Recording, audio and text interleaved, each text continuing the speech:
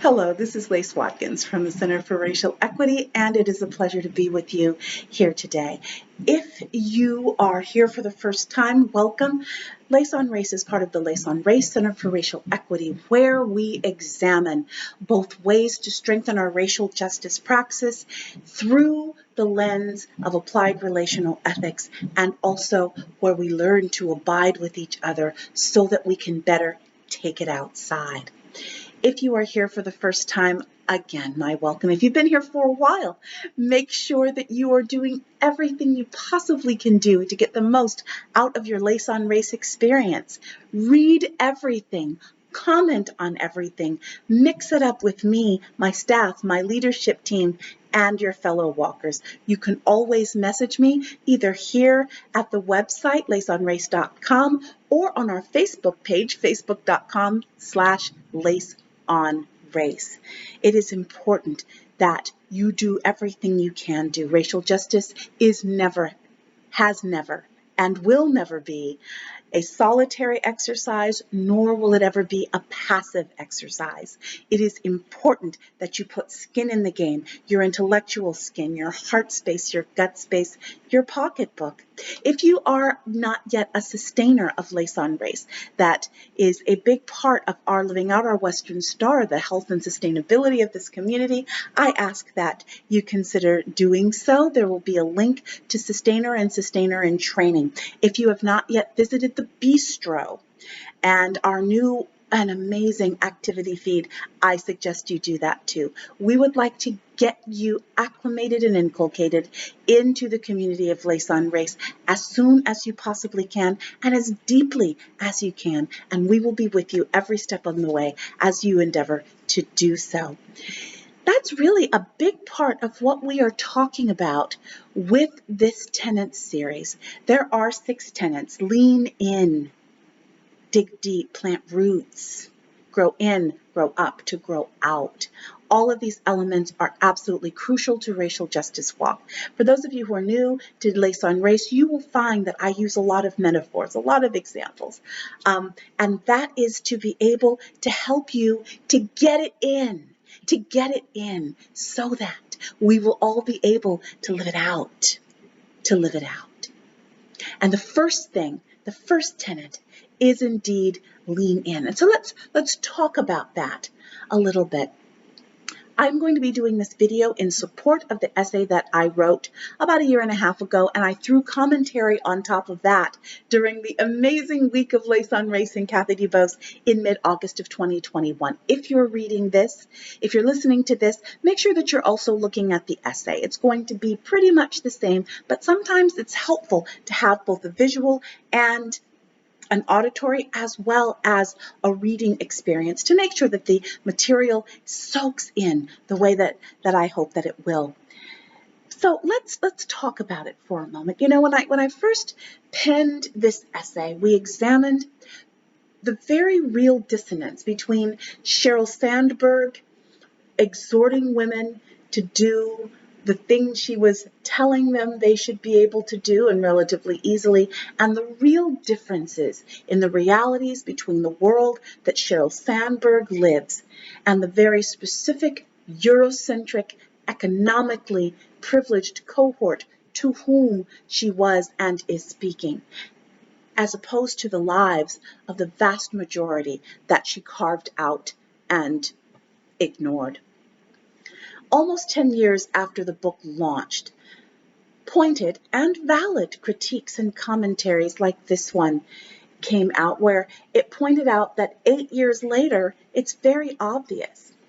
There's an article in HuffPost. You'll see it linked in the essay. I suggest and highly encourage you to read it. Basically, it was saying that the tactics and the strategies that Sheryl Sandberg champions don't work, do not work for working class women, for Black and Indigenous people of color, particularly Black working class women, and most particularly Black women in mid to high level positions or who have aspirations to same. In fact, the solutions that Sandberg champions would most likely result in severe repercussions for Black and brown women, as was pointed out repeatedly to Sandberg in interviews.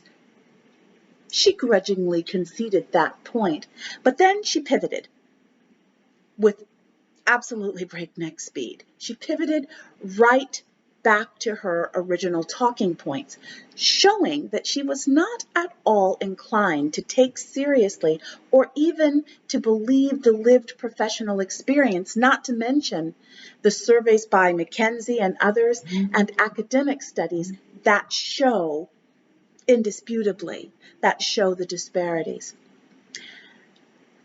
Part of this stems from the idea, much like in the essay that we're going to talk about later, where Sandberg didn't realize that expecting mothers needed accommodation in the parking lot until she was pregnant and needed accommodation in the parking lot during her own pregnancy. Sandberg didn't and doesn't seem to be aware that there are women below the level of C-suite who have been punished and censured for even acknowledging that they dare want more. Not just more money and a bigger job title, although, yeah, that's part of it, I'm sure. Recognition and affirmation of what they bring to the table are often still more goodies denied and punished for some populations. Sandberg doesn't disparage this cohort for whom her suggestions ring hollow, like the women in this article that you'll see in People of Color in Tech, which was a very trenchant article that I really, really, really hope that you all get to read. Well, she doesn't disparage them because that would actually mean that she had actually considered them in her analysis and in her prescriptions. Their invisibility to her, much like the invisibility of the security guard who waves her onto campus in the morning, makes all of the difference. In that article, the tech article mentioned just now, Ruth Whitman speaks to what is often not acknowledged for most women. That for some of us, basically adopting dominant male culture's tactics will not only not work for us, they will surely backfire. Cheryl doesn't speak to blowback. She should. This is what Whitman says, and it's a long passage, but I think it's worth hearing her words. She says, though we've made some strides in workplace equality, what we've really done is say, women, your traditionally female norms aren't as valuable or useful as men's. So shape up, lean in. Whatever men are doing and valuing is what we should all aspire to.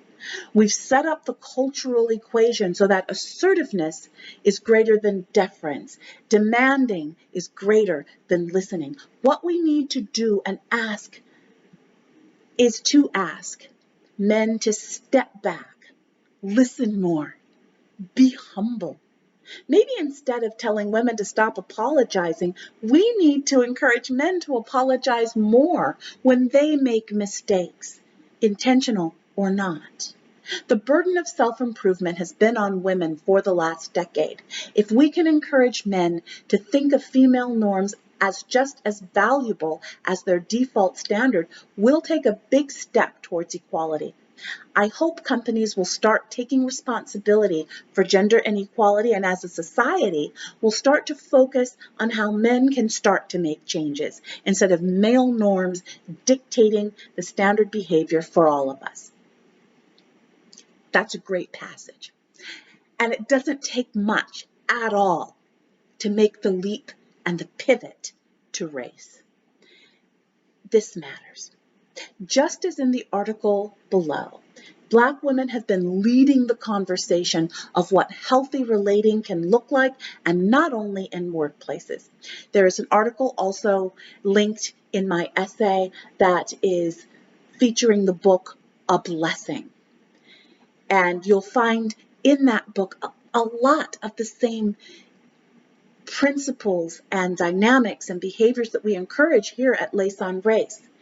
Deep abiding, teamwork, saying a strong no to toxic competition, empowering each other, not using dominant culture's playbook wholesale and without a very, and I do mean very, critical eye. That's pretty much what we do here at Lace on Race. You know, I remember an image that I saw when I first wrote this piece. It's a group of women in a circle, leaning in together until their foreheads were touching and they were viscerally eye to eye. Leaning in. Leaning in cannot be how Sheryl Sandberg performs or conceptualizes. For our purposes, for our ethos, and for the North Star, our leaning in must be deeply welded to nonviolent, full respect living. That's the secret sauce that Sandberg lacks. And it is what differentiates us here at Lace on Race, not just from Sandberg, but from also other social justice and other change spaces as well. Yes, we want the best, but never at the expense of the other. We do not have to make that false choice. We will not. If we are not leaning in with skin to skin, we are doing nothing more than perpetuating harm. Leaning in with Hesed. I'll say it again. Leaning in with Hesed demands firm grip and bending from the waist of our core selves. Lean in with me. Let's read the original essay together as well, shall we? I think there's some good stuff in it. So let's ask, what does it take to truly lean in? In preparing for this section of the Tenets series, I found myself really contemplating what lean in means. Sheryl Sandberg, in her book of the same name, she didn't invent the phrase just like I didn't invent the phrase, but she did popularize it. And in so doing, created the working definition that most of us use these days. It won't work for us. Lean In was a watershed book for a certain segment of the population. Millions of women read it. There were and are lean in circles where women follow the direction of Sandberg through her lean in website. There was buzz. There were accolades. It was heralded as new thinking. But once I got into the book and into its premise, it reminded me of something fairly old. It reminded me of some of the most problematic elements of post-60s second wave feminism. While Lean In had merits, fighting for what you want, never backing down, going all in with career, not settling for mommy trap, there were flaws noted almost before the ink was dry on the first edition. It was elitist, a lot of people said. What worked for Sheryl Sandberg would not work for the average working woman who didn't have the founders of Facebook and Google on speed dial in their cell phones. It glossed over the fact that she had the privilege of outsourcing some of the duties of outside life. And it failed to mention anything about the lives of women below the level of upper middle management. Well, this resonated with me deeply. When I was younger, a lot younger, yes, I'm old. So let's just say about 30 or even 35 years ago, when I was in my 20s, I used to read the magazine Working Woman, a monthly that was a how-to on how to get ahead in corporate America. Every year, they produced a list of the best places for women to work. And even then, in the 80s, I was concerned and confused. They listed places like McDonald's, Sears, Mary Kay, and so on. They touted workplace reforms like flex scheduling, job sharing, on-site daycare, and all of the rest. A naive woman I was back then. I was very heartened by this. It really seemed that there were sea changes in corporate America. And so I would read it year after year. But one time, while reading the list, I noticed asterisks at the bottom of the listings, the bottom of the charts. These progressive reforms were not available to everyone once you read the fine print. These progressive reforms were only for corporate officers and only for women at a certain level within those offices. The most important information was in 5-point font at the very bottom of the page. And even when I was 25, I had to squint. But it was the most important information, and it scarcely deserved mention. That lady offering you extra sauce packets at McDonald's, she wasn't getting maternity leave. The independent contractor, that is the sales force at Mary Kay, well, they weren't getting stock options. The sales clerk at Sears wasn't leaning into a polished corporate table in a dark paneled boardroom. Oh no, she was leaning over to put your pants in a plastic bag. The receptionist at the insurance office wasn't reading her kids' stories at lunchtime at the free daycare. These reforms were only for the already privileged.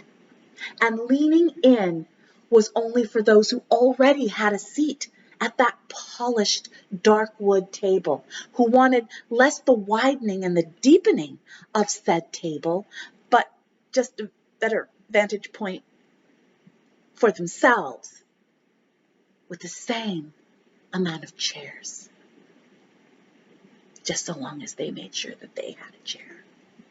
Are you with me? Are you following? Are you a little activated? Stay with me. Let's keep going.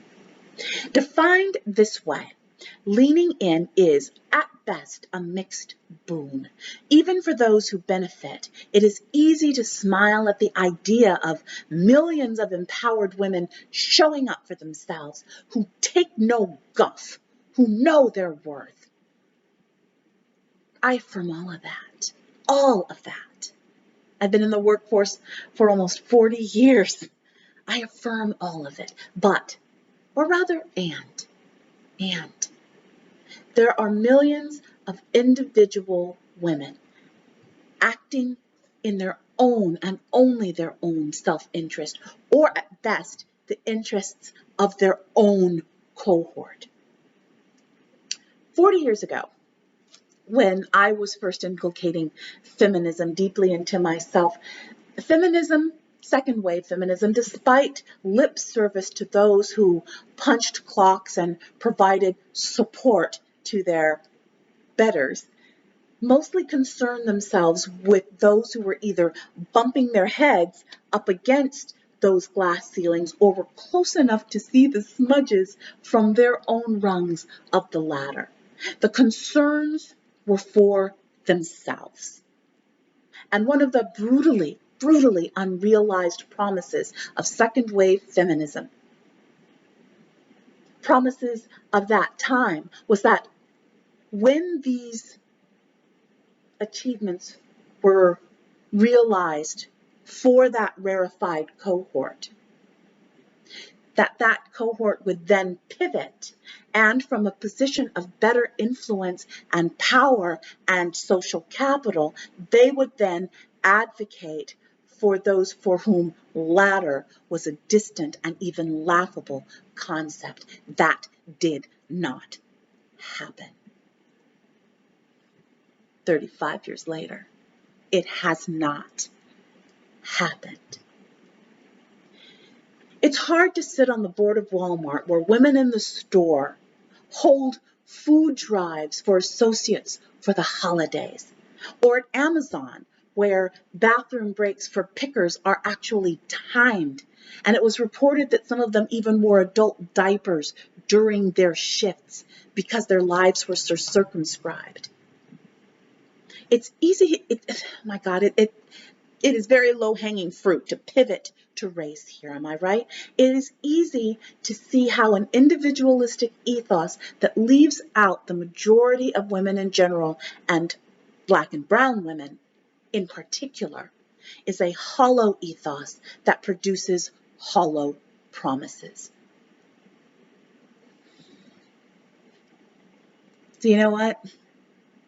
A new definition is needed. And it is one that we will employ here in the community of Lace on Race. When we say, lean in, we mean it differently. Because we believe in some core principles. And I assume that if you're here watching me, that you believe in these principles as well. We believe that nobody can do this work, this walk, alone.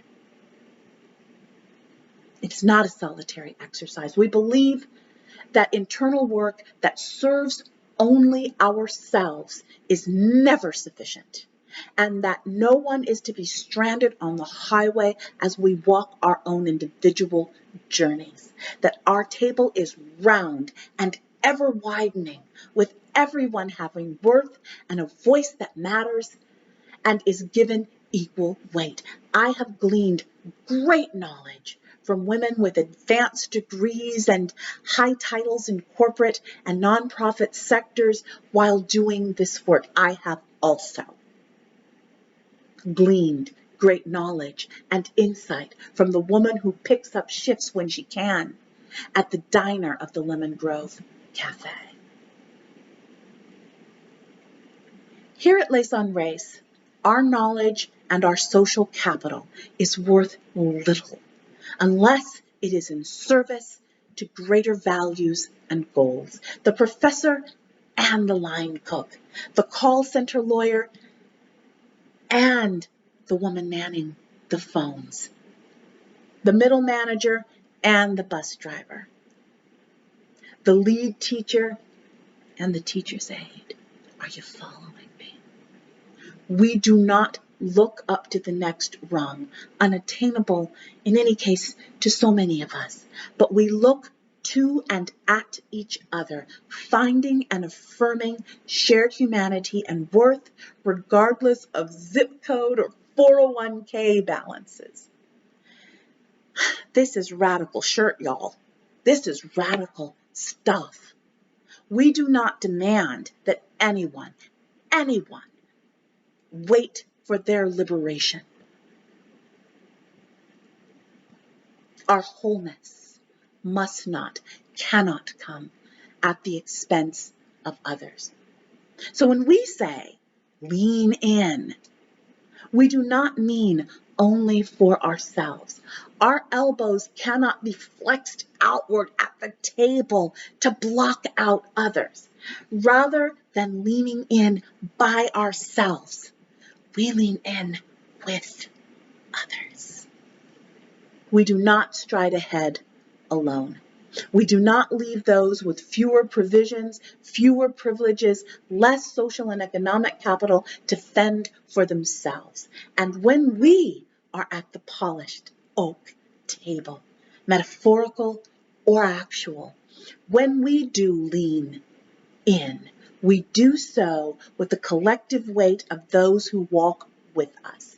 And we do so on behalf of those who will probably never get a seat. We keep them in mind when we consider the effects of our decisions, and we steward our capital, both social and economic. We steward our capital well, knowing that no small part of it was gleaned and gotten on the shoulders of those who will never see the upper floors. There is an African proverb. There's an African proverb. No one eats till everybody has a bowl. White feminism would have some of us eat with relish at a table set only for a few. No. Here we know better. Here we pass the bowl down. You know how I was talking about my mentors and my teachers? Well, one of them we will call home.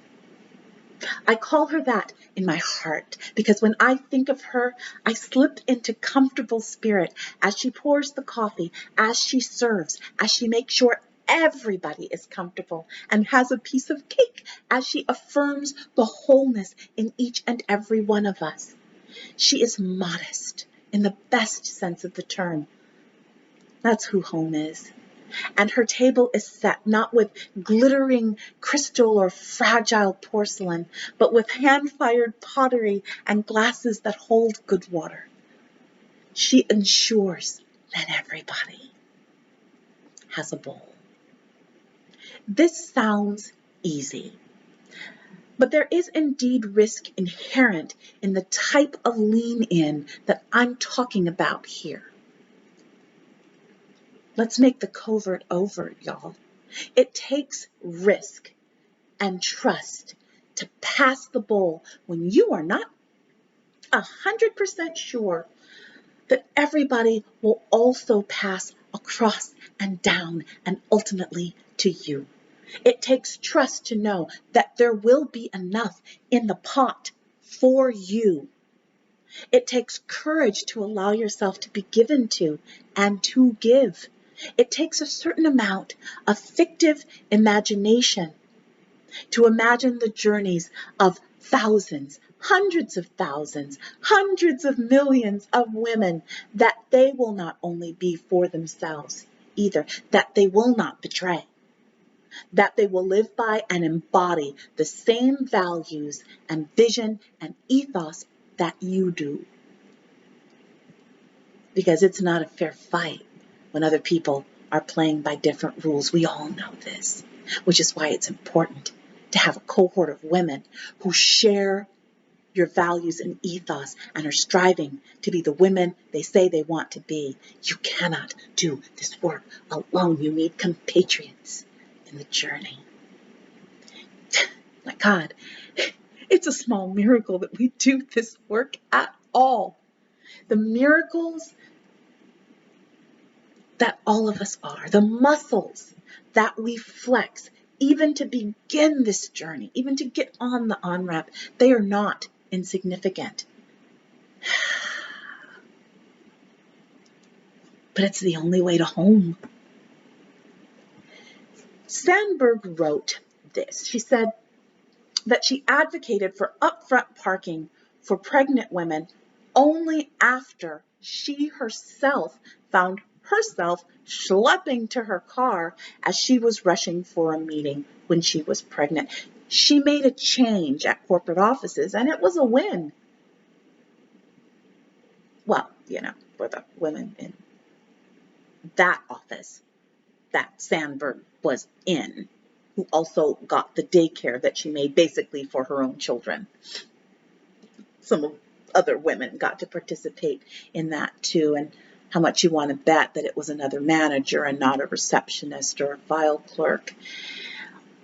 See what is missing here? What's missing is the fictive imagination of and for women who were not in her particular position. What is missing is a wider lens for women not directly in front of her. Which is why that lens is so incredibly crucial. If we only care about what we see, about what's right in our noses, we can make sure we don't ever put ourselves in a position to see. Leaning in this way also means leaning into the horizon and what the world would call the periphery. Finding what's missing in our perspectives that we have either engineered our lives to be able to ignore, or in examining the institutions and structural barriers, the grease put in place to make ourselves glide forward, but only at the expense of those with glue on the soles of their sandals. As we lean in, for and with our internal selves, in service to our fellow walkers, and to others who we will never see, but can and hopefully will benefit from our walk. We begin to live out what can only be called a more congruent and authentic journey.